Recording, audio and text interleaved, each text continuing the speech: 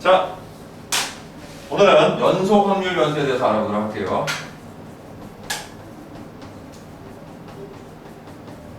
자, 선생님 첫 시간에서 확률 변수에는 크게 두 가지가 있다고 얘기했었죠. 이산 확률 변수하고 연속 확률 변수가 있다. 그래서 그 구분하는 방법에 대해서도 얘기를 했어. 다시 한 번만 얘기하자면 이산 확률 변수는 그 변수 자체가 우리가 일일이 하나하나 카운트할 수 있는 거야. 셀 수 있는 것들이에요. 따로따로 다 구분이 돼가지고 떨어져 있는 것들. 그걸 이산이라고 하는 거거든. 그래서 그걸 이산 확률 변수라고 해요. 그럼 연속 확률 변수는 뭐냐면 이제 책에 나와 있는 거는 뭐냐면 연속적으로 표현되는 확률 변수를 우리가 어떤 범위에 속하는 모든 실수값을 확률 변수라는 것을 연속 확률 변수라고 한다라고 얘기하는데 그 말이 뭐 틀리다는 게 아니라 이거 가지고서 이게 연속 확률 변수인지 이게 이산 확률 변수인지 생각하기가 좀 힘들 때가 있잖아, 그치? 그래서 그거를 좀 살짝 구분할 수 있는 방법을 뭐 그게 100%뭐 무조건 맞다 이런 건 아니겠지만 그래도 구분할 수 있는 걸 얘기를 하자면 그냥 인간 사람 자체가 그냥 모든 걸 셀 수 있는 그런 어떤 값들 있지, 수치들 우리가 일상생활에서 뭐 책의 개수, 사람의 수, 뭐 물건의 개수 뭐 이런 것들 이런 건 셀 수가 있잖아 우리가 직접, 그치? 그러니까 그런 걸 가지고 변수를 만들 때는 다 이산 확률 변수라고 보면 돼.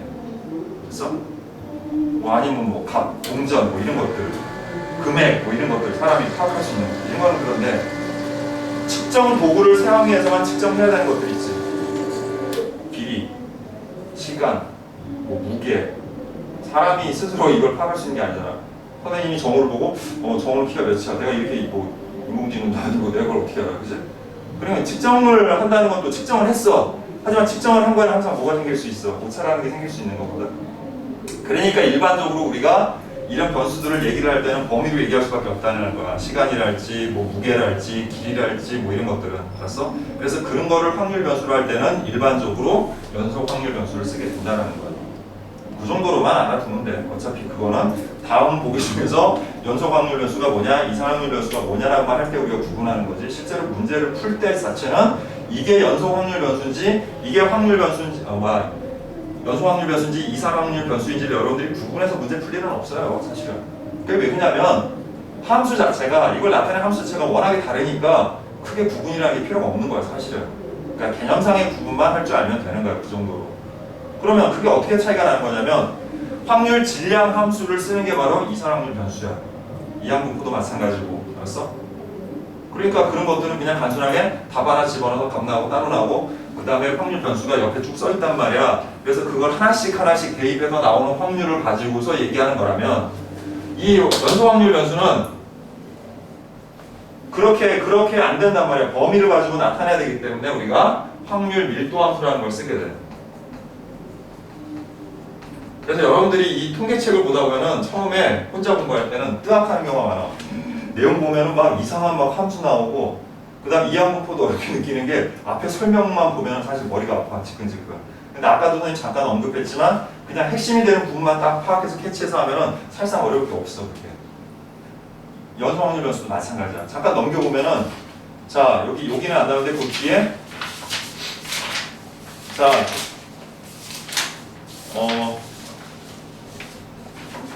자, 164쪽 보면 정규분포 이제 하게 되는데 정규분포 곡선 이제 배우게 되면은 fx는 루트 2파이 시그마분의 1 자연상수 2의 마이너스 2 시그마 제곱분의 x 마이너스 m의 제곱을 이거를 확률 밀도 함수라는 그러한 확률 분포를 우리가 정규분포로 한다 이렇게 나오지, 그치? 그래서 머리가 아프잖아, 그죠? 근데 다행인 건 뭐냐면요, 이걸 외울 필요가 없어요. 이 확률 밀도 함수의 식을 여러분들이 이용해서 문제 풀 일이 없다는 얘기가 선생님이 미리 얘기하지 마. 알았어? 그냥 그렇구나, 이런 걸 가지고 하는 거구나, 이 정도로만 파악을 해주면 된다는 거야. 자, 그러니까 거기에 나온 모든 내용들이나 여기 나와 있는 것들에 대해서 너무 여러분들이 깊게 생각할 필요 없고 이것을 어떻게 내가 사용을 하는지, 여기에 주된 성질은 무엇이고 내가 뭘 파악을 해서 문제에 적용을 할 것인지만 알면 되는 거야. 그래서 일단 연속 확률 변수는 그런 거고요. 그거에 따른 거 확률 밀도 함수라고 한다는 얘기야. 자, 그러면 확률 밀도 함수니까 우리가 중요한 거는 여기서 뭘 구해내야 돼? 확률 구하는 방법이겠지.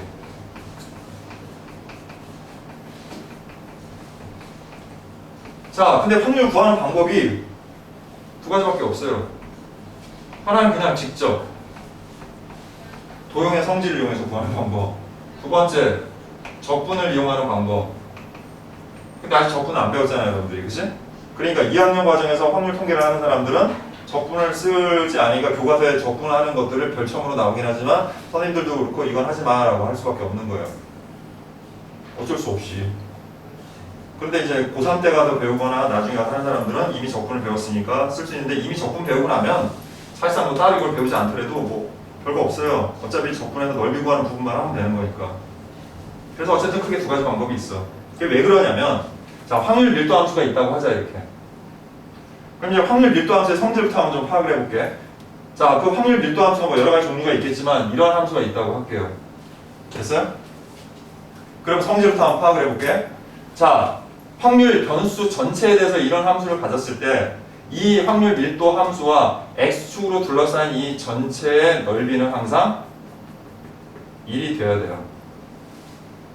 항상 1이 돼야 돼. 그 이유가 뭐냐면 우리가 P, A부터 B까지의 확률을 구해라 라고 하면 연속 확률 변수에서 이 확률을 구해라 그러면 자, 질량 함수인 경우에는 어떻게 했어? 이 안에 들어가는 하나의 값을 다 일일이 확률 질량 함수에 대입해서 각각 구해서 다 더했지, 그지? 근데 얘는 연속이기 때문에 그럴 필요가 없고 그럴 수도 없어요. 그렇다고 이 식이 나와가지고 그 함수 값을 가지고서 하는 것도 아니야, 지금은. 알았어? 만약 그 함수가 나와서 하는 것들은 다 적분 이용해서 해야 되는 거야. 됐니? 그러니까 그건 적분 배운 이후의 일이고 지금은 그럴 게 없는 게 그냥 이 범위 안에서 A부터 B까지를 우리가 찾는 거야, 이렇게. 그리고 요거로 둘러싸인 요 부분의 넓이가 의미하는 것이 바로 확률이 된다는 거야. 이렇게 x축과 이 함수와 직선 x는 a, x는 b 요거로 둘러싸인 요 부분의 넓이가 의미하는 것이 곧 확률이라는 거죠. 그러니 여러분 과정에서는 문제를 낼 수 있는 게 한계가 있을 수밖에 없어. 즉 직접 여러분이 넓이를 구할 수 있는 것밖에 나오지 않는다라는 얘기야. 선생님 말은. 여러분들이 이미 적분을 배웠으면 함수를 주어주고 그걸 적분하라고 할 텐데 그것도 어려운 건 아니에요. 적분할 줄 알면 금방 계산을 할 수가 있으니까. 그것도 어려운 건 아니라는 거지. 이해되니? 근데 지금은 다 단순한 것밖에 안 나와. 그 바로 밑에 보는 것처럼 그림 1, 그림 2처럼 직사각형, 삼각형, 그 다음에 뭐 제가 사다리꼴 이 정도밖에 안 나와요. 넓이 구할 수 있는 게. 그러니까 여기서 나올 수 있는 거는 뻔하다. 그러니까 뭐 해줄 얘기도 대단하게 있는 것도 없다. 뭐 이렇게 얘기할 수밖에 없어. 그러니까 뒤에 뭐 구구절절이 뭐라고 나와 있지만 사실상 우리한테 큰 의미는 없다라는 얘기예요. 자, 그래서 바로 문제로 한번 들어가 보도록 할게요. 자, 160점 한번 펴보세요. 자, 다음 보기 중에서 연속 확률 변수인 것만을 있는 대로 고르시오 그랬지. 자, 한번 해보자. 기억, 어느 학교 학생들의 키. 자, 선생님 아까 얘기한 걸로만 그냥 간단하게 구분하면 돼. 뭐야 이거는? 연속이죠? 측정해야 되죠? 예. 그 다음 어느 지역에 한 달 동안 내리는 강수량. 연속이죠? 자, 10개의 주사위를 던질 때 소수의 눈이 나오는 주사위의 개수. 이산이죠? 예. 어느 공장에서 생산된 전구의 수명. 수명이라는 건 시간이잖아, 그지? 이것도 연속이겠죠. 이 정도 구분만 할 수 있으면 되는 거야, 그냥. 알았니? 이걸 뭐 문제 풀 때 이게 이산인지 연속인지를 확인해서 풀어야 되는 그런 문제는 없다는 거예요. 자, 그 다음 203번. 마이너스 1에서부터 1까지 정의된 함수 fx가 다음과 같을 때 확률 밀도 함수가 될 수 있는지 말하시고 그랬지. 확률 밀도 함수가 되려면 아까 선생님 그랬잖아. 확률 밀도 함수가 되려면은 이거랑 이거로 둘러싸인 이 전체 넓이가 얼마여야 된다? 1이어야 되는 거야. 그걸 만족해야지만 확률 밀도 함수가 되는 거야. 왜? 확률의 총합은 1이니까. 그것 때문인 거예요. 다른 이유는 하나도 없어. 자, 그럼 이제 보자. 첫 번째 1번부터 한번 볼게요. 함수 fx가 2분의 1이야. 확률 밀도 함수가 이거래. 그럼 이거 상수 함수니까 함수가 어떻게 되겠니? 이렇게 2분의 1 이렇게 되는 함수잖아. 그치? 근데 지금 우리가 어느 범위 내에서 하는 거야, 그거를? 그 위에 나와 있잖아. 마이너스 1부터 1까지라고 나와 있잖아. 이게 확률 변수의 범위를 얘기하는 거야. 최대 범위를. 그러니까 봐봐. 이렇게 되는 거죠. 마이너스 1에서부터 1까지 요 범위 내에서만 생각을 하는 거고 거기에 그려지는 이 함수는 2분의 1이라는 이런 상수 함수야. 그러면 이거랑 얘네로 둘러싸인 요 부분의 넓이가 1이면 얘는 확률 밀도 함수가 되는 거고 1이 아니면 확률 밀도 함수가 안 된다는 얘기인 거지. 자, 근데 보니까 밑변의 길이가 2고 높이가 2분의 1이니까 2 곱하기 2분의 1에서 1이잖아. 그러니까 확률 밀도 함수야. 이거. 그러니까 이렇게 단순하게 직접 여러분들이 계산하는 거 외에는 없다는 거예요. 그 다음 두 번째, 선생님 이거는 그래도 식이 나왔는데요. 그래봐야 1차 함수 직선이죠. 그러니까 여러분들이 그림을 그려보면, 자, 마이너스 1일 때 얼마야? 마이너스 1일 때 얼마야? 마이너스 2야.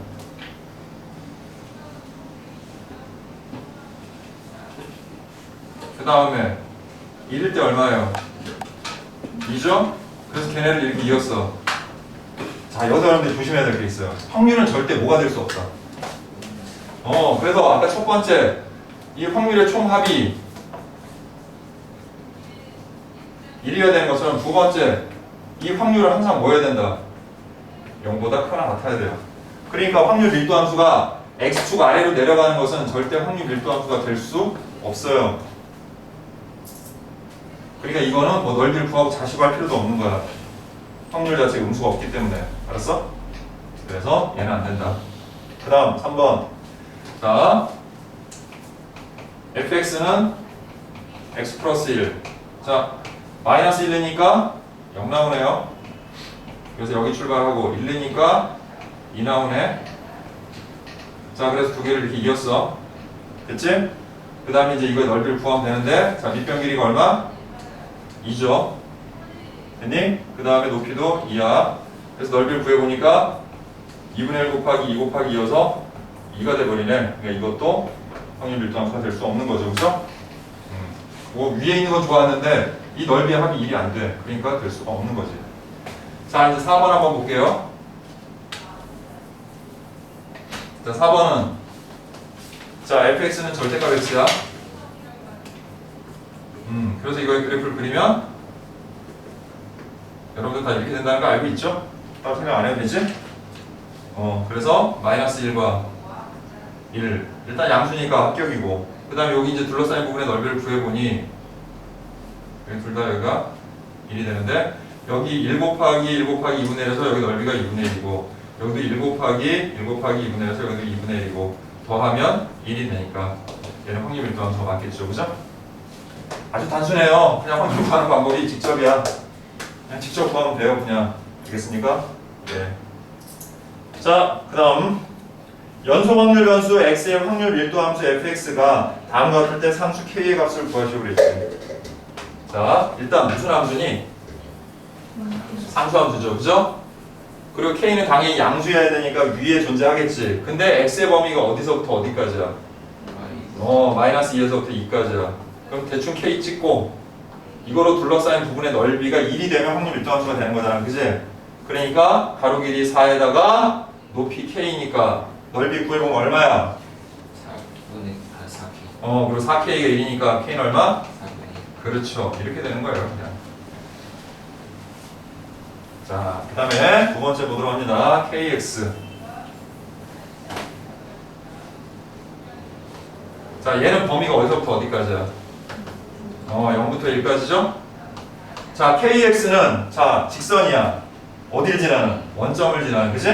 그래서 0 넣으면 0,0이고 1 넣으면 k니까 대충 k 이쯤이라 하고 이렇게 찍고 여기다가 합시다. 이렇게.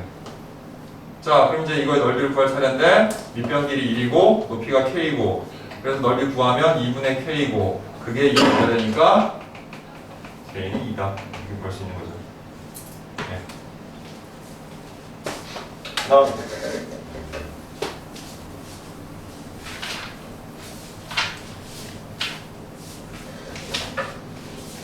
205번.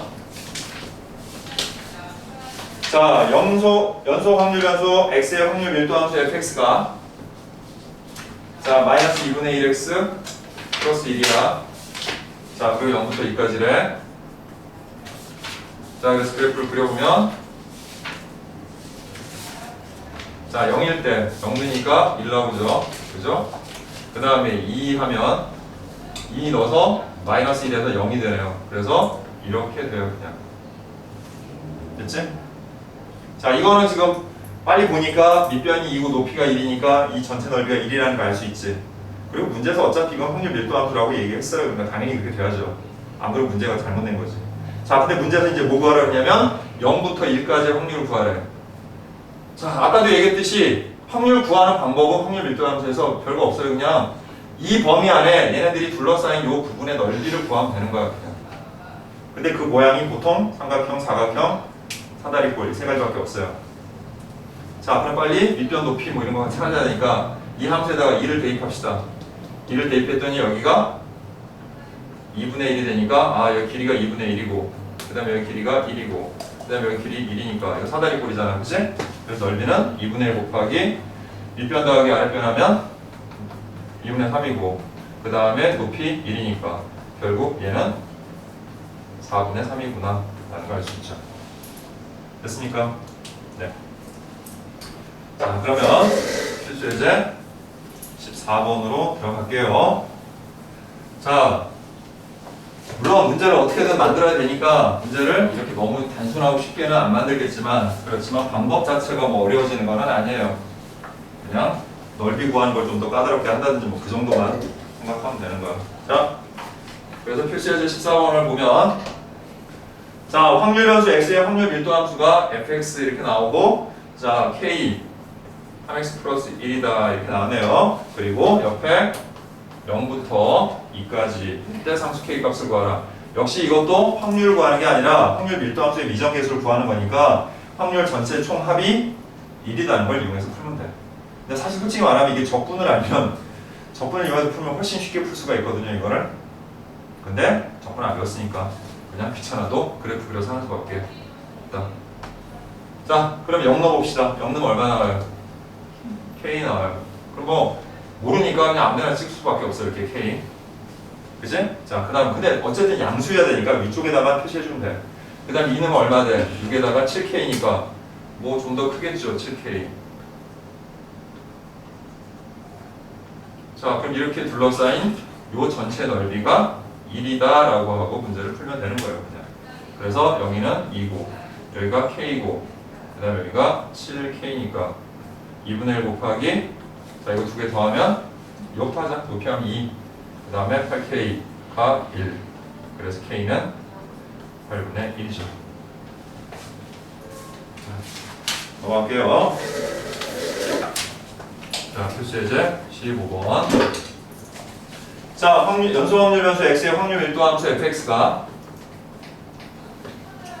kx 그 다음에 k 괄호 2-x 그 다음에 0부터 1까지 그 다음에 1부터 자 2까지가 될 때 자 이때 확률 p 자 0부터 2분의 1까지의 확률을 구하세요. 이렇게 나와있지?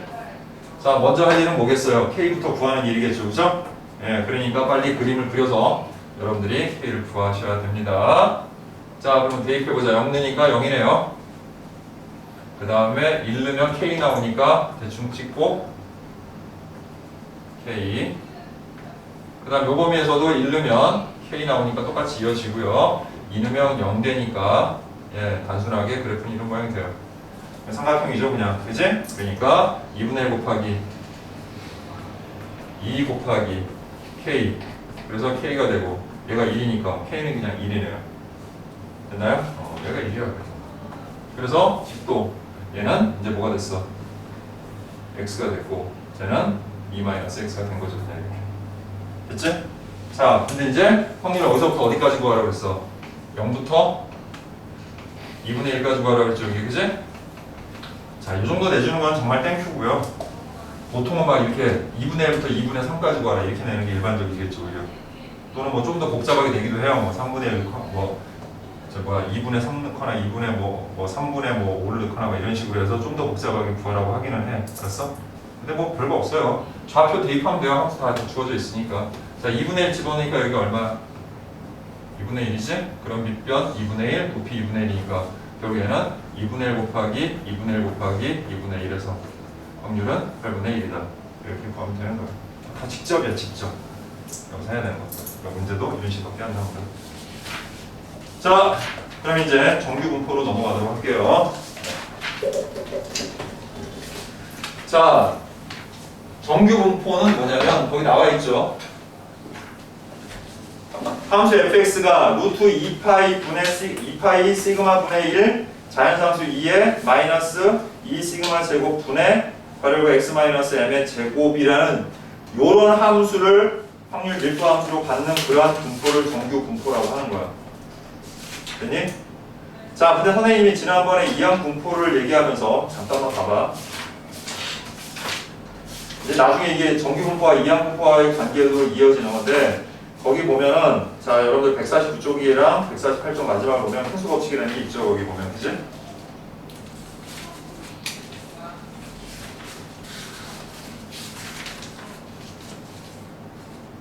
그래서 이런 큼수 법칙에 의해서 우리가 이제 이 시행하는 횟수, 독립 시행의 횟수를 계속적으로 양을 늘려갔을 때 이 그래프가 종 모양을 이루면서 종 모양이라는 게 뭐야? 가운데 부분이 뿔뚝 솟아있는 모양을 얘기하는 거야. 이렇게 알았니? 종 모양을 이루면서 좌우가 대칭이 되는 그런 형태를 띠게 되더라는 걸 알게 된 거야. 그치? 그럼 보통 우리가 통계라는 게 여기서 우리가 문제 푸는 것처럼 뭐 한 5번, 10번 이거 정도 하는 게 아니라 보통 100번도 아니고 뭐 몇천 번, 몇만 번 할 수도 있는 거잖아. 그치? 그러면 그 값이 커지기 때문에 커지고 또 모양 자체가 이런 모양을 띠게 된다는 걸 알게 된 거야. 알았어? 그래서 우리가 여기에 이제 착안을 해가지고 자 다시 이제 돌아갈게요. 뒤로 정규분포 이런 정규분포 곡선이라는 것을 우리가 이제 보완을 해낸 거고요. 됐니? 그래서 일반적인 모든 자료들을 됐어?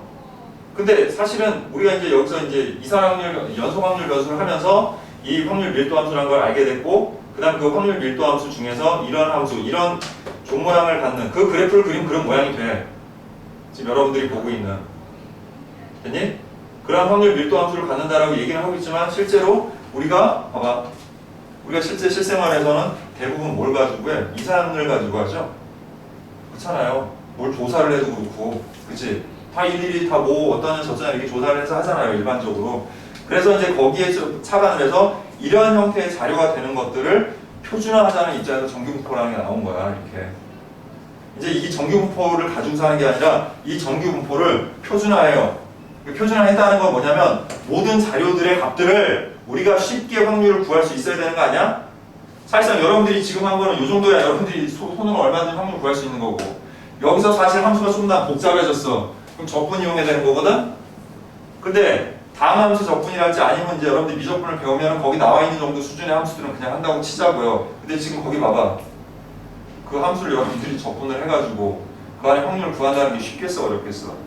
당연히 어렵겠지, 그치? 그러니까 이런 것들, 이것뿐만이 아니라 모든 것들을 다 표준화시켜가지고 우리가 자료로서 활용을 할 수가 있어야 돼서 이게 어떻게 유도되는지는 어차피 알 필요도 없고 나오지도 않아요, 내용이. 알았니?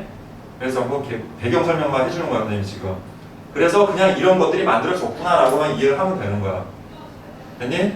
그래서 이제부터 그것을 우리는 봐봐 정규분포 n이라고 하는 거야. 이항분포 때처럼. 그리고 이 정규분포 곡선이라고 하거든요. 이 확률 밀도 함수를. 그래서 이 확률 밀도 함수가 이런 모양을 갖게 되는데 그걸 만족을 하면 얘네들이 나타내는 값이 있는데 얘는 항상 이 가운데 있는 직선을 기준으로 해서 좌우가 대칭이 되고 이 값이 반드시 뭐가 되면 평균 m이 돼. 그래서 우리가 그거를 이제 정규분포라고 하고 m, 콤마, 그 다음에 여기다가 표준 편차 시그마하고 분산이 시그마 제곱 이렇게 표시하게 돼. 어쨌든 우리가 자료에서 제일 중요한 게 평균하고 분산, 표준 편차니까. 그래서 이걸 표시하고 이거를 통해서 그럼 이걸 왜 언급하는 거냐면 이거 가지고서 뭘 풀려고 하는 게 아니라 이거를 다시 표준화하려고 이걸 우리가 찾는 거야. 표준화하려고. 그러니까 확률 변수 x에 대해서 이런 것들을 찾은 다음에 이것을 표준값인 z값으로 바꿔요. 이제 그 뒤에 바로 나와. 그냥 바로 같이 설명할 거야. 그래서 z값인 0,1의 제곱으로 바꾸게 돼. 이렇게 표준화시켜 모든 자료들을. 그 바꾸는 공식이 있어. 바로 뭐냐면 그 z값은 시그마 분의 x-m이라는 이 공식을 통해 가지고 이 확률 변수 x를 이 z로 바꾸는 거야 우리가. 됐니? 그렇게 바꾸면은 그때 평균은 0이 되고 그때 표준 편차는 무조건 1이 되게 돼 있어. 저걸 하게 되면. 알겠니? 그러면 어떤 점이 장점이냐면 여기에 나타나는 모든 확률들을 미리 연산을 해서 요 분포 곡선, 이 정규 분포 곡선, 이걸 이제 표준 정규 분포 곡선이라고 하는데 거기에 따른 모든 확률들을 미리 다 계산해 놓은 거야. 누구나 다 편리하게 쓸 수 있게끔. 그래서 그게 맨 뒤에 보면은 여러분들 표로 나와 있어요. 자, 197쪽 다음에 보면은 표준 정규 분포 표라는 게 나와. 그래서 이제부터는 방금 봤듯이 확률 1도 함수에서 확률 1, 2 구하는 거 힘드니까 정규 분포를 만들고 그거를 표준화 시켜가지고 이 표준 정규 분포 표라는 것을 만들어서 여기에서 모든 확률들을 여러분들이 직접 찾게 된다는 거야. 대충 개요를 이해하겠니? 자, 디테일한 거 이제 다시 이제부터 설명할 거고요. 전체적인 테두리만 아웃라인만 얘기를 해주는 거야 지금. 됐니? 그래서 자 이제 여러분들이 문제를 풀 때 핵심은 뭐냐면 첫 번째 뭘 찾아야 돼? 평균과 표준 편차. 그걸 가지고 정규 분포라는 것을 찾고 그다음에 그것을 표준화 시켜서 여기에서 하는 거야. 그래서 이렇게 평균이 0이 되는 부분에서 이제 확률을 구하는데 자 이거 먼저 설명하고 뭐 성질이나 이런 것들은 뭐 부가적인 거니까 좀 이따 얘기할게요. 자 만약 예를 들어서 내가 예를 들어서 여기 봐봐 어떤 정규 분포가 있었는데 확률 변수 x가 되니? 걔가 예를 들어서 뭐 10, 뭐 4의 제곱이었어. 됐죠? 즉 이 확률 변수 x의 평균이 10이라는 거야. 그 다음 분산이 4라는 거지. 근데 얘네들의 확률을 이 정규 분포 구간에서 구하고 싶었어. p 뭐 예를 들어서 11부터 뭐 13까지의 확률을 구하고 싶었어 이렇게. 근데 이거는 어디에도 표에 안 나오거든요. 그럼 만약에 직접 구해야 된다면 여러분들이 어떻게 구해야 되냐면 이 그래프를 직접 구해야 돼. 근데 물론 구하는 방법은 있어요. 근데 그것도 표가 있어야 되는데 그거는 표가 일반적으로 이렇게 모두 나와 있는 게 아니란 말이야. 시그마 이용해서 하는 게 있거든요. 근데 그게 없단 말이야. 물론 가끔 그걸 문제로 만드는 경우도 있지만 대부분 다 이걸로 하는 거죠. 그럼 빨리 뭐 하냐면 여러분들이 이거를 표준화 시키는 거야. 그 표준화 시키는 공식이 있어요. 그게 바로 Z는 시그마분의 X-M이라는 공식이 있어. 그걸로 얘네들의 값을 바꾸는 거지. 그럼 P, 자, 가운데 Z라고 하고, 자, 이걸 쓰게 되면, 자, 이게 X 값이야. 자, 시그마가 얼마야? 4지. 그래서 4분의, 그 다음에 11에서 평균값 10을 빼는 거야. 바로 요걸 이용해서 우리가, 요 변환식을 이용해서. 그리고 4분의, 그 다음에 13에서 10을 빼는 거죠. 그랬더니 얘네들이 뭐가 돼요? P, 자, 4분의 1부터 그 다음에 얼마니? 4분의 3까지. 그래서 얘는 0.255 그 다음에 얘는 0.75가 되겠죠 이렇게. 그러면 0.25니까 대략 여기서부터 0.75니까 대략 여기까지지. 그래서 사실은 요거의 넓이가 바로 곧 이게 될 확률인 거야. 이렇게 찾아야 되는 거야. 이 순서대로. 사실 분도등이 필요 없어요. 거의 대부분 이걸 하는 문제들이 나오는 거기 때문에 여러분들이. 그래서 이걸 먼저 얘기한 거야. 선생님 너무 디테일하게 자세하게 하나씩 하다 보면은 이거를 잃어버려요. 여러분들이. 어렵다고만 느끼고. 그래서 이거를 하는 방법이 간단해. 그냥 요거 정규분포 찾고 나와요. 보통 문제 다. 아니면 직접 계산하면 되지. 평균하고 분산 구하는 거 앞에서 다 했으니까. 그치? 그래서 이거 찾고 그 다음 그걸 표준화만 시키면 돼. 이렇게. 이 공식으로 바꾸기만 하면 된다는 거야. 이렇게. 이 과정을 거쳐서. 그 다음 이건 어디 나와? 뒤에 표에 다 나와 있잖아. 그럼 문제에서는 어떻게 하겠니? 직접 가르쳐 줘요. 뭐가 얼마라고. 아니면 여러분들이 문제를 잠깐만 살펴보면 자 167쪽만 펴봐 한번. 바로 거기 212번에 보니까 옆에 표가 간단하게 간략된 표가 나오지. 거기서 찾으면 되는 거야 그냥. 그럼 이거보다 더 쉬운 게 어딨어요. 표가 다 나와 있는데. 그리고 자 그럼 얘는 어떻게 구합니까? 표를 보는 방법에 대해서 잠깐만 설명할게. 자 표에는 이런 식의 범위는 안 나와요.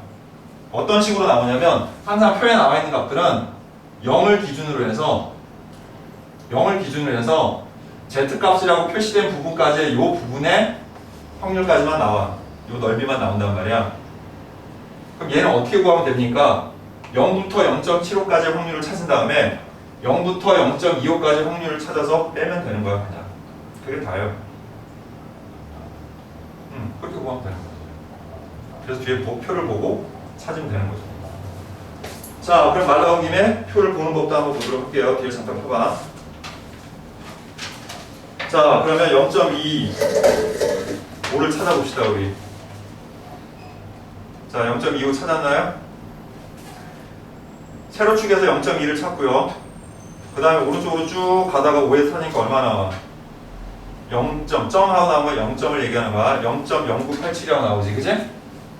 그래서 얘가 0.0987인 거야, 이렇게. 그 다음에 0.75 찾자. 0.7로 가서 역시 또 5가 되는 지점 찾으니까 얼마 나와요?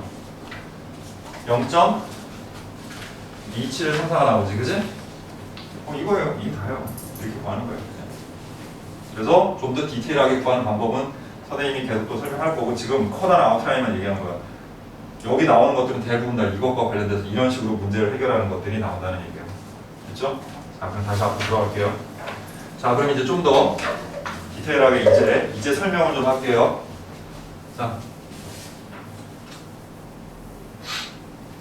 자, 거기 하나씩 좀 읽어보면서 보도록 할게.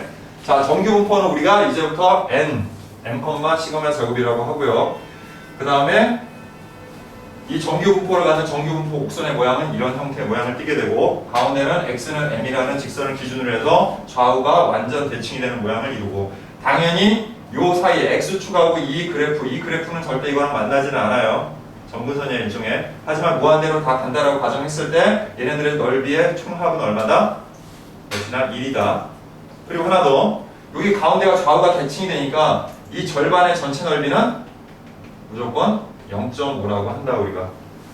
됐죠? 예, 이런 것들. 그 다음. 자, 이게 이제 간혹 문제 나오기는 하는데, 평균이 같을 때 시그마가 변하면 어떻게 될까? 자, 그러면 이렇게 간단하게 예를 들어볼 수 있을 거야. 평균이 같으면 같은 위치에 있겠죠, 그래프가.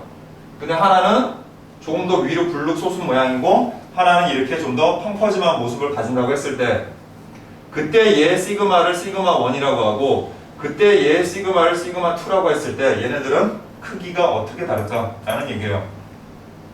자, 이거는 여러분들이 중학교 때 배웠던 삼포도를 기억하면 좀 생각이 쉬울 거야. 삼포도 다 배웠지?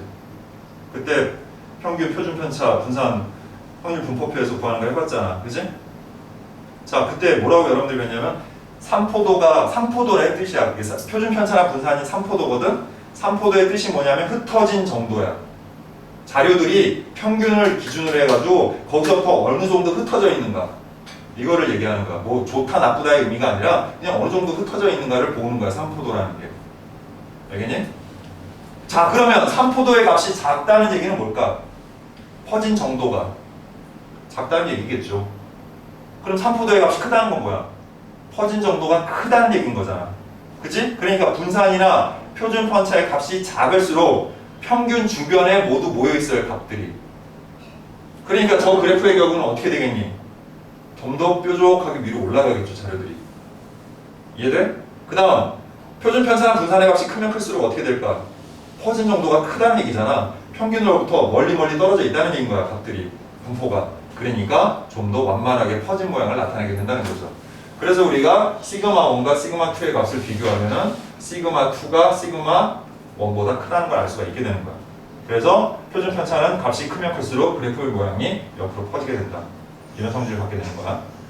자, 그 다음, 표준 편차는 일정하고 평균이 다를 때는 어떻게 될까요? 그때는 그래프의 모양은 똑같고요. 간단해요. 그래프의 모양은 똑같고 위치만 달라져요. 그래서 여기가 M1이고 M2면 당연히 M2가 M1보다 크겠죠. 뭐 이건 뭐 간단한 얘기예요, 그냥. 근데 가끔 이제 어려운 문제 낼 때 이렇게 시그마의 값이 같고 평균이 다른 두 개의 그래프를 이용해서 문제 푸는 것들이 나오기는 해요. 예, 그건 그때 가서 얘기를 할게요. 시험 문제 나오는 거니까. 그냥 예, 이런 특징들을 갖고 있습니다. 그래서 그 정도로만 여러분들이 기억을 하시면 되고, 뭐 거기 두 번째 나와 있는 x가 m일 때 최대값 루트 2파이 시그마분의 1을 갖는다는 별 의미가 없으니까 그냥 넘어가도 돼요. 기억할 필요 없고요. 그 다음 3 표준 정규 분포로 넘어가서 자 165쪽 보세요. 표준 정규 분포. 자, 평균이 0이고 분산이 1인 정규 분포를 표준 정규 분포라고 기호로 n 0,1이라고 나타낸다는 좀 전에 얘기했었지, 그치? 자, 이건 표준화되어 있는 거니까 어떤 자료든지 다 오게 이렇게 바꿀 수 있어. 그리고 그거 바꿔가지고 다 계산을 해야 돼. 일반화 시켜서 계산해야 되는 거니까 이게 딱 표준화 시킨 거야, 그냥.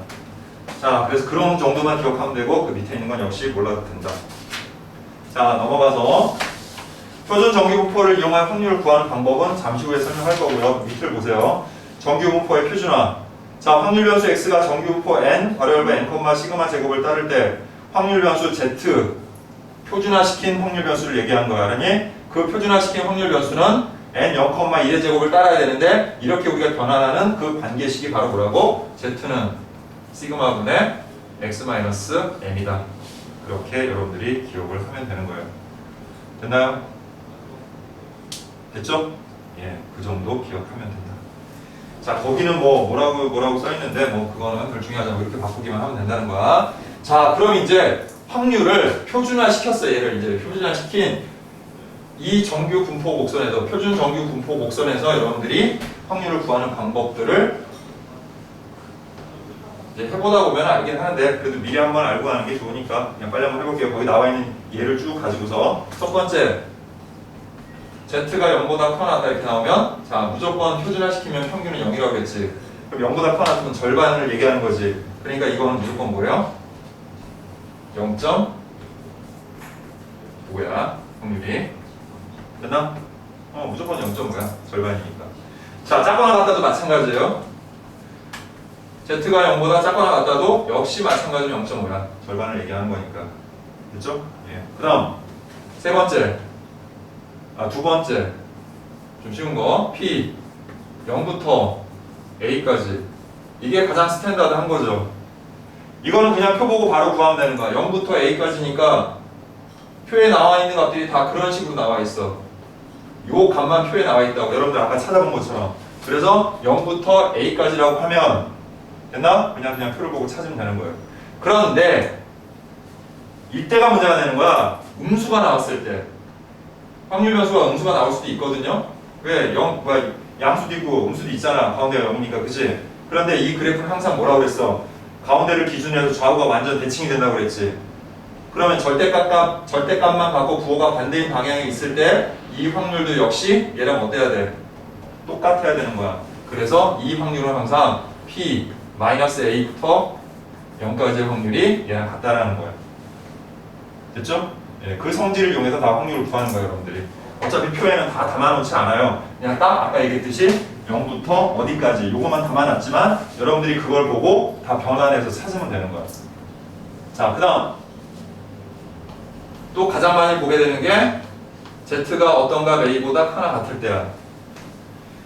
자, 근데 그 A가 양수인지 음수인지에 따라서 좀 달라지기는 해요. 일단 얘를 양수라고 해서 이렇게 될 때와 이걸 음수라고 해서 이렇게 될 때를 구분해서 한번 해보도록 할게. 자, 그럼 이 그림에서 봤을 때 Z가 A보다 커나 같은 확률은 바로 여기를 얘기하는 거지. 근데 여기는 표에 안 나온다고 그랬지. 그래서 어떻게 합니까? 절반인 0.5에서 P Z가 0부터 A까지의 확률을 빼면 되는 거야. 이렇게. 됐니? 네. 계속 할게요. 자, 여기까지만 하고 잠깐 쉬었다 할게요. 예. 자, 이렇게 구하면 되는 겁니다. 자, 그럼 얘는 어떻게 될까요? 얘는 여기부터 여기까지를 쭉 나타내는 거잖아. 그치? 그러면 이미 여기는 얼마야, 그냥? 0.5야. 그리고 이번에는 빼는 게 아니라 뭐 한다? 더하겠죠? 어디서부터 어디까지? 마이너스 A부터 0까지를 더하면 되는 거지. 근데 마이너스 A부터 0까지가 누구랑 똑같아? 0부터 A까지랑 똑같으니까 오히려 0부터 A까지를 더해준다. 이거 외우려고 하지 말고요. 아, 이런 방식으로 하는구나 라는 것만 이해하면 돼. 그걸 해서 잠깐 설명하는 거야. 그냥 이해만 하면 되니까. 어려운 거 아니야 절대로. 알았어? 자, 그 다음에 Z는 A보다 작거나 같다도 같은 방식이니까 따로 설명 안 할게요. 네, 별반 차이 없어요. 이것도 뭐 더하고 빼고 이런 형태인 거야. 그 다음 이제 가장 또 많이 나온 게 5번에 나온 것처럼 P A부터 Z가 B까지인데 이거는 선생님이 아까 얘기했어.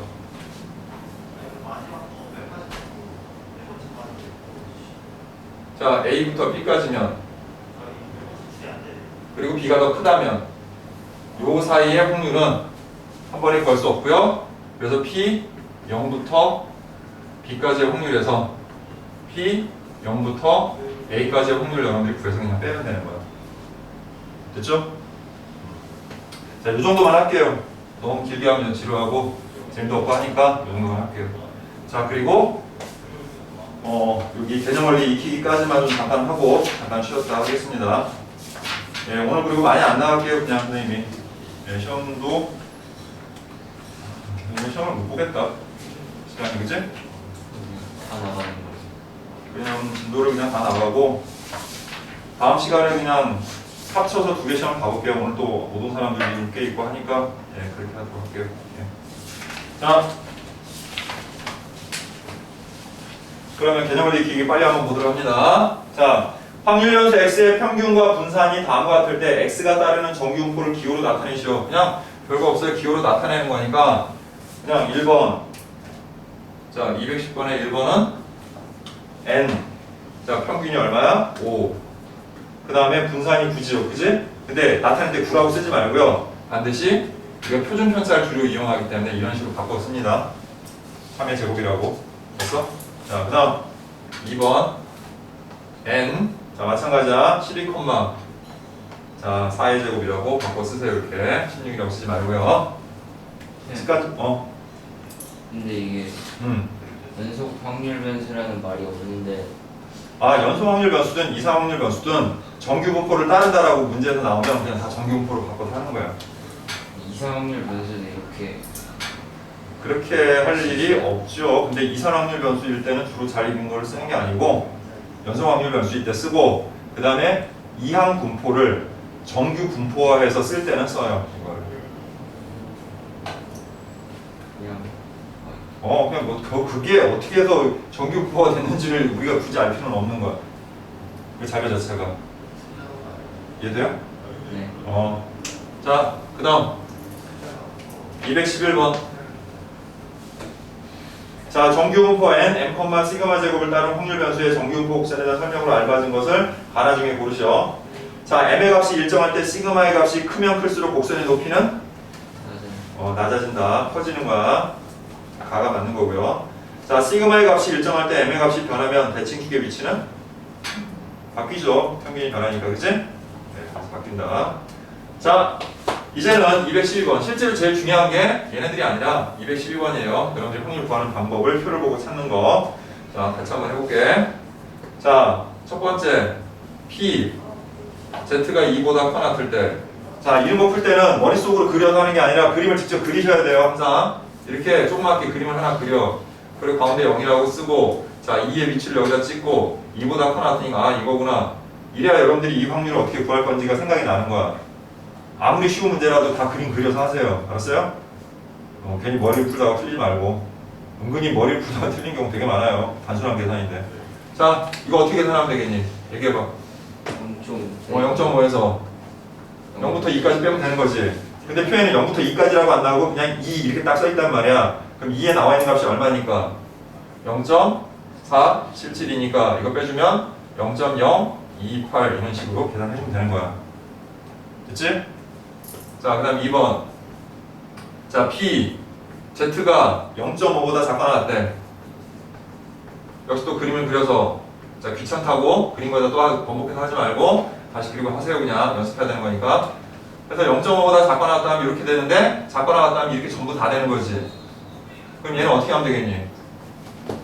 0.5에다가 0.5까지 더하면 되겠지. 그지? 그래서 표에다 0.5 딱 찾고 0.1915 하니까 0.6915 이렇게 하면 되는 거야.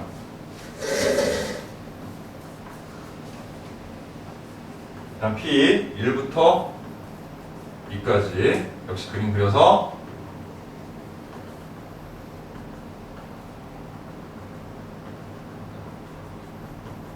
그리고 여기는 부연 설명 하나 하자면 가끔 여기에 얘들아 부모가 안 들어가는 경우가 있거든요. 그래도 방법 똑같습니다. 여러분들 나중에 적분을 배우면 알겠지만 이 한 줄은 넓이가 없잖아요. 0이 되는 거예요. 알겠습니까? 자, 참고로 하세요 그냥. 뭐 그런 걸 묻는 문제는 안 나오겠지만 그래도 혹시나 하는 마음에 얘기한 거예요. 그래서 어쨌든 부모가 없더라도 상관없어요. 그냥 똑같이 구하면 돼요. 자, 그럼 1부터 2까지면 어떻게 구하라고? 0부터 2까지에서 0부터 2까지를 빼주면 된다고 그랬지. 그래서 2에서 2 빼면 되는 거야. 이제 2가 0.477이고 그 다음에 1이 3, 4, 1, 3이니까 이걸 이제 빼주면 자 9하고 6이니까 5되고 3하고 1에서 0.1359 이렇게 되겠죠. 그죠? 그 다음에 P 마이너스 1에서부터 자 1.5까지 구하라고 그러면 자 마이너스 1에서 1.5지. 자 이거는 이제 문제 풀기 전에 이런 거 보면서 이런 것과 관련된 문제들이 나중에 나올 수 있어요. 복합적인 경우로 들어가거나 모의고사나 설문제로 들어가면 자 이거 보면은 가운데를 기준으로 뭐 뻔히 아는 얘기지만 자 절대값이 커지면 커질수록 확률이 어떻게 돼? 커지죠. 커지죠. 무슨 얘기인지 알겠어? 다시 자 0을 기준해서 여기 끝값들이 절대값이 커지면 클수록 확률이 어떻게 돼? 커져요. 예. 됐죠? 확률은 뭘 얘기하는 거라고요? 넓이를 얘기하는 거기 때문에 그런 거야. 근데 함수 값은 어떻게 돼? 함수 값은 작아지죠. 함수 값하고 확률을 동일시하지 말라는 얘기야. 선생님 말은 함수 값은 그냥 함수 값이고 여기서 확률을 뭘 의미하는 거야? 무조건 넓이 의미하는 거야. 알았니? 그러니까 한 줄은 넓이가 없으니까 0이에요. 그냥 함수 값은 존재하겠지만 알겠어? 함수 값이 확률을 얘기하는 건 아니야. 무조건 확률은 넓이야. 잊지 마. 자, 그래서 자 어쨌든 얘는 뭐 하면 돼? 그냥 이게 누구랑 똑같아 확률이? 0부터 1까지랑 똑같지, 그치? 그러니까 이번에는 2하고 1.5를 더해주면 되는 거야. 그래서 거기 2를 보면 0.3413이고 그 다음에 1.5가 0.4332이기 때문에 얘네들을 그냥 더해주시면 5 되고 4 되고 7 되고 7 돼서 0.7745 이렇게 되는 겁니다. 됐죠? 자, 그 다음에 또 중요한 게 이제 표준화하는 방법. 아까 잠깐 얘기했지만 표준화하는 방법에 대해서 좀 알아보도록 할게요.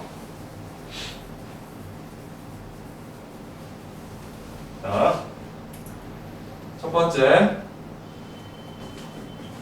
자 n이 8,2의 제곱일 때, 자 이걸 표준화하는 식을 얘기하면 z는 자 시그마 뭐야? 2죠? 그리고 x-8 x 값들에서 다 8을 빼고 2로 나누면 된다고 이런 얘기예요. 됐죠? 네. 그 다음 2번 n이 20,5의 제곱이면 자 z 값은 자 시그마분의 5분의 x-20로 바꾼다. 이렇게 변환식을 여러분들이 나가보자. 자 필수 예제 16번 봅니다. 자 정규분포 n m, 시그마 제곱을 따르는 그래프 확률 변수 x에 대하여 p x가 12보다 작거나 같다와 그 다음에 p x가 18보다 크거나 같다의 확률이 같다고 했을 때 m의 값을 구하세요 그랬죠. 자 이거는 그냥 정규분포의 성질을 이용해서 하는 거예요. 그냥 자 이거는 정규분포 옥선 정규분포라고 했으니까 가운데가 이렇게 종 모양으로 이루고 대칭이 되는, 그 다음 가운데가 평균인 이런 형태의 그래프를 갖게 되는 거야. 정규분포는 이걸 우리가 표준화 시키면 여기가 0이 되는 것 뿐이야. 그냥 아직 표준화 시키지는 않은 거고요. 그런데 문제에서 말하기를 12보다 작거나 같은 확률과 18보다 크거나 같은 확률이 같대.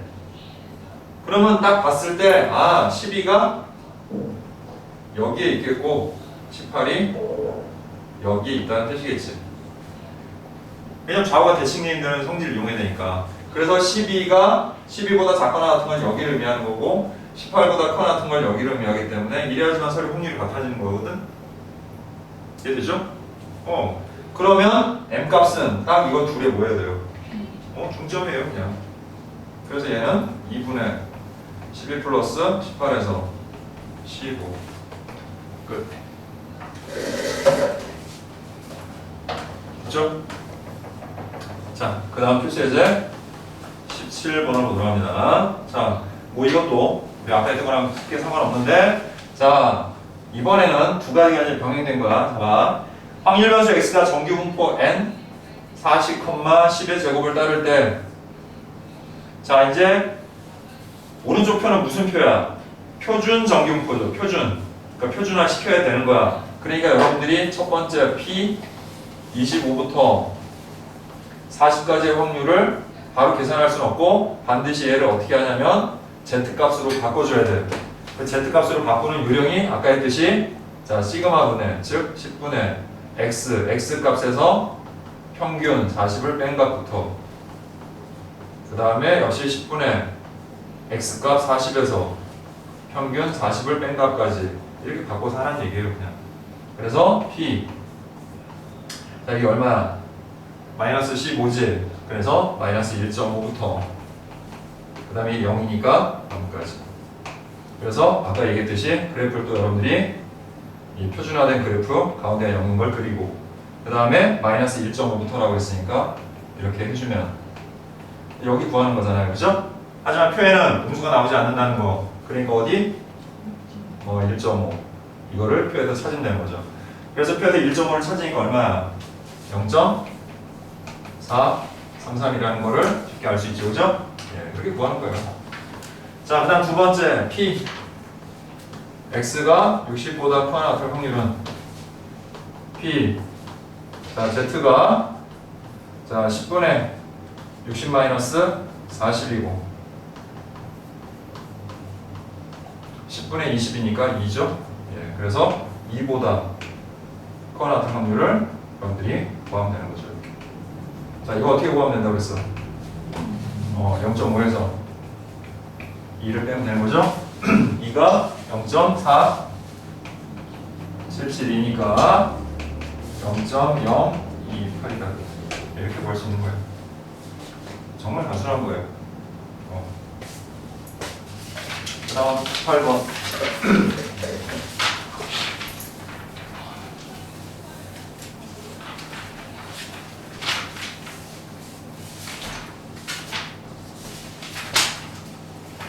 자, 확률가주 x가 정규분포 n 50,5의 제곱을 따를 때 자, 오른쪽 표준 정규분포를 이용하여 자, 이번에는 확률을 구하는 게 아니라 확률을 가지고서 자, 이 범위에 있는 이 미정계수 k를 구하라고 이런 얘기야. 자, 방법은 뭐 간단해요. 역시 얘도 z값으로 빨리 바꿔야 돼. z로 바꾸면 5분의 k-50이고 0.0013이야. 자, 그럼 이제 생각해봐 한번. 이 5분의 k-50이라는 값이 z값인데 이 값보다 크거나 같으면 어딘가를 찍고 그거보다 크다, 크거나 이렇게 해야 되는 거잖아, 그치? 근데 이 확률이 0.5보다 커, 작아? 작다는 말은 그 z값의 위치가 오른쪽에 있다는 거야, 0 기준에서. 그래야지 크거나 같다 했을 때 작아질 거 아니야. 만약 얘가 음수라면 여기 있으면 0.5보다 더 넓은 넓이를 갖게 되잖아요, 그죠? 그러니까 0.5보다 큰 값이 나왔어야 되지. 근데 얘가 0.5보다 작은 값이 나왔다는 얘기는 아, z값의 위치가 여기구나. 그래서 5분의 k-50이라는 이 z값이 여기고 그거보다 크거나 같다. 요 확률이 0.0013이야. 하지만 표에는 뭐만 나온다고 그랬어? 0부터 1까지 확률만 나온다고 그랬지. 그럼 우리가 빨리 성질을 내서 이 확률을 구할 수 있잖아. 우리가 어떻게 0.5에서 0.0013을 여러분들이 빼주면 되는 거 아니야, 그지? 그래서 빼주니까 어떻게 돼요? 0.49 맞나? 자, 그 다음에 87 이렇게 되겠지, 그지? 그럼 표에서 0.4987 찾는 거야. 그랬더니 얼마라고 나와있어? 3.0이라고 나와있죠? 그 말은 이 z값인 5분의 k-50이 3과 같다는 뜻을 의미하는 거야. 자, 그래서 이걸 풀면 k-50은 15가 되고 그래서 k는 65구나. 그래서 이거는 65보다 크거나 같은 확률을 구하는 거구나. 이렇게 바꿔서 찾을 수 있는 거야. 됐지? 자, 요거는 연습을 좀 그래도 간단하게 좀 해보고 갈게요. 219번 빨리 풀어봐.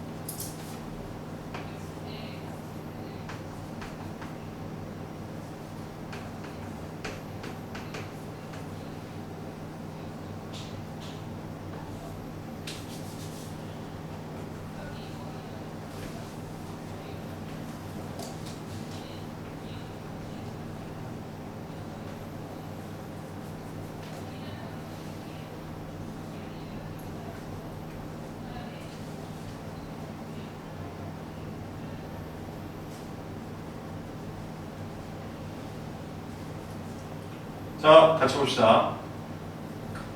확률 변수 x가 정기분포 n 16,2의 제곱 따를 때 오른쪽 표준 정기분포표를 이용하여 p, x는 k부터 22까지 확률이 0.9759를 만족시키는 상수 k가 없을 거죠. 자, 역시 마찬가지야. 얘를 빨리 z값으로 바꿔서 이미. 그 다음에 이제 여기를 그림에다 표시하려고 보니까 3은 알겠는데 얘의 위치를 몰라. 그럼 빨리 확률을 확인해봐. 확률이 뭐야? 0.5보다. 그니까 이 2분의 k-16의 위치가 양수겠어요? 음수겠어요? 당연히 음수겠죠. 그죠? 그러니까 여기 어딘가 있어야 되는 거죠.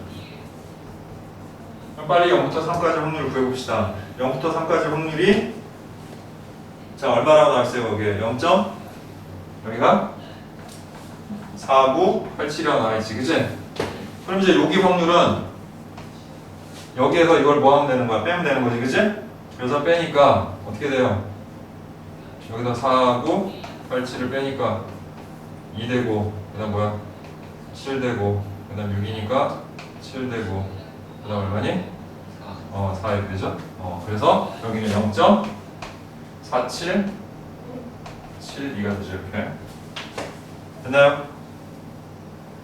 표를 보세요. 0.477이가 얼마나 나와 있어? 2라고 돼 있지. 근데 중요한 게 있어. 얘는 양수야 음수야? 그러니까 얘는 얼마가 되겠니? 그렇지, 마이너스 2여야 돼. 네. 자, 이제 넘겨서 k-16은 마이너스 4가 되고 그래서 k는 12가 되겠죠. 이렇게 됐죠? 자, 필수제도 19번으로 갑니다. 자, 어느 고등학교 2학년 학생 1000명의 키는 그랬으니까 n, 자, 평균이 164, 그 다음에 표준 편차가 5니까 5의 제곱 이렇게 쓰세요. 그래서 이것부터 이렇게 하고 시작하는 거야. 자, 이걸 따른다고 한다. 오른쪽 표준 정기분포표를 이용하여 다음 물음에 답하시오. 키가 그랬는데 여기서는 확률 변수 x가 키니까 x가 170 이상인 학생은 전체 몇 %냐라는 것은 확률이 뭐냐 이런 뜻이에요. 확률은 비율이라고 했잖아. 그치? 그러니까 이제 어떻게만 해주면 돼? 확률에다가 100을 곱하면 그게 바로 퍼센트가 되는 거지. 그치? 이해돼? 그러니까 비율 이런 거 다 확률로 계산할 수 있는 거예요. 자, 그래서 이거 계산합시다. p z는 5분의 자 170에서 146을 빼니까 164를 빼니까 6이 되고 그럼 얘는 얼마야? 1.2죠? 그래서 그래프를 또 그려보면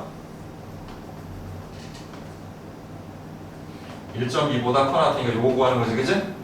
그럼 어떻게 하라고 했어? 0.5에서 1.2를 빼면 되는 거죠. 자, 1.2가 0.3849라고 나와있지. 그치? 자, 따라서 0.1 그 다음에 1, 5, 1 뭐 이렇게 되겠네요. 그죠? 자, 그런데 우리는 퍼센트 구하는 거니까 뭐라고 하면 돼? 100 곱해서 11.51%다 이렇게 얘기를 하면 되겠죠. 자, 그 다음 2번 키가 160 이상 그 다음에 170 이하인 학생은 전체 몇 명이냐고 그랬어. 자, 일단 확률부터 구하고 얘기할게요. 비율이니까 이 비율부터 구할게요. 자, 그러면 P Z값으로 바꿔야 되지. 그치? 그래서 5분의 160에서 164 빼니까 마이너스 4고요 170에서 164 빼니까 6이네요. 이렇게. 자, 따라서 마이너스 0.8부터 1.2까지가 되겠고 역시 그래프를 그려보면 마이너스 0.8부터 1.2까지 이렇게 되겠지. 그치? 그러면 1.2에다가 이거의 반대편에 0.8을 더해주면 되겠지. 그치? 그래서 1.2하고 0.8을 더합니다. 그래서 0.2881에다가 0.3849를 자 더해주니까 자 0 되고 하나 올라가서 5니까 13이고 하나 올라가서 9니까 7이 되고 또 하나 올라가서 6 돼서 0.6730이 되는 거지. 그치? 자, 그런데 이거는 이제 뭐고요? 비율이고 문제에서 물어본 거는 이걸 만족하는 학생이 몇 명이냐고 물어봤지. 그치? 근데 전체 학생 수가 나와 있잖아. 거기에 몇 명이라고 1000명이라고 나와 있잖아. 그치? 그러니까 간단해요. 뭐든지 우리가 그 안에 얼마나 들어있는지 알려면은 전체에다가 비율을 곱하면 되는 거잖아. 그러니까 그냥 1000 곱하면 되는 거야. 그래서 몇 명이에요? 673명이 되는 거죠. 됐죠? 자, 넘어갈게요. 네, 그 다음 필수예제 20번입니다.